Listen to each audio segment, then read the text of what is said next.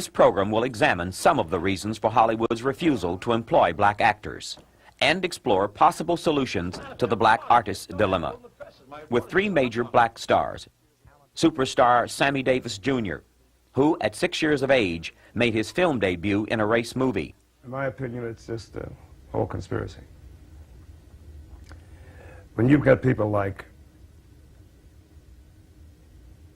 Billy D. Williams, Cecily Tyson, and 100 other black actors and actresses who are more than capable, and they find no roles for them. Tony Award winner Ben Vereen. We're once again quick to write in about the things we dislike instead of writing in and being positive behind those brothers who are out there and sisters who are out there working as hard as they can.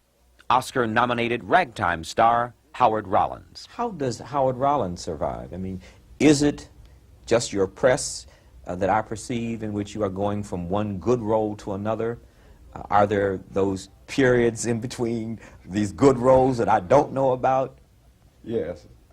Yes to the latter, huh? Yes, yes, to the latter. Were blacks in the development of Asia's early civilization? Those who believe they were conclude that the African presence in early Asia is as fascinating as it is obscure. Runoko Rashidi is a historian and author of African presence in early Asia. Give us the benefit of how this happened and the genesis of this presence. Well, very good, and again, thank you for having me on the program. When we look at the African presence in Asia, we're looking at an area that is obscure, but it's fascinating. It's little known, but it's critical, because I contend that what we are trying to do as African people is become whole again. We are scattered all over the world. It bothers me when I hear the word minority, because we are actually a part of the world's majority, and when you put the total amount of black people in the world together, or Africans, it comes with perhaps 1 billion people. A large segment of those black folk are in Asia. In fact, I'm beginning to wonder if there are more Africans in Asia than are in Africa itself. Because education lights the way. It opens doors, it opens windows, it shows you that, hey, I may be this today, but this is what I can be tomorrow. You know, this may be as far as I can get at this moment, but this is not as far as I can get in my lifetime. And so, to me, education is the path to bringing us into those higher expectations that we talk about. This is a story about hats, the things that we wear on top of our heads. And this is the story of the people who wear them, some of them living, some of them dying, and some of them even dead. Now, a hat can be a simple thing for work, for play, even just for fun. It shields us from the wind and the rain, and it hides us from the sun. But to the people of long ago, a hat was something more, for it represented the stories of now and gone before. But I just want everyone to know that we can be in those positions. We can be the devil in other people's lives if we don't watch ourselves and don't allow ourselves to be so. Who's Leroy Jones? Leroy Jones is anybody who's been told that they can't.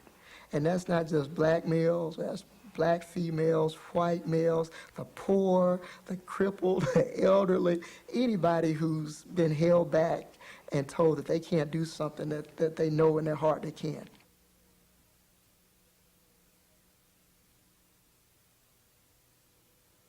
This is a story about a little boy named Leroy Jones, who no matter what happened, always believed in himself. But it's also a story of the devil who tried to stop him from achieving the things that he believed that he could do. The devil and Leroy Jones. When Leroy Jones was only 5 years old, the devil called him up on the phone. Leroy Jones climbed up in the chair, and by the third ring, little Leroy was right there. With his tiny brown hands, he picked up the receiver, held the phone up to his ear, and heard the voice of the deceiver. Leroy Jones, this is Satan. Have you got a minute to spare? I just called to tell you, son, that you haven't got a prayer. This is a scene that American textbooks and films say belonged to one of the greatest symbols of our nation's history, the cowboy.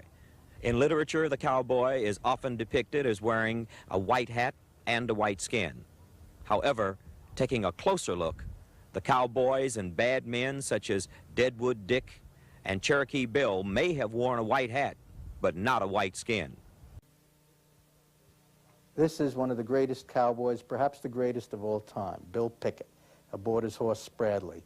Pickett invented the cowboy sport of bulldogging and carried it all over the world. He had two assistants. People forget about this, but at one time or another, he was assisted by two men whom we've all heard of. One was called Tom Hicks, and the other was called Will Rogers. If you're old enough, you may have seen this movie, Tomahawk. Van Heflin played Jim Bridger, and Jack Oakey played James Beckworth. But in real life, Beckworth, the famous frontiersman, was black.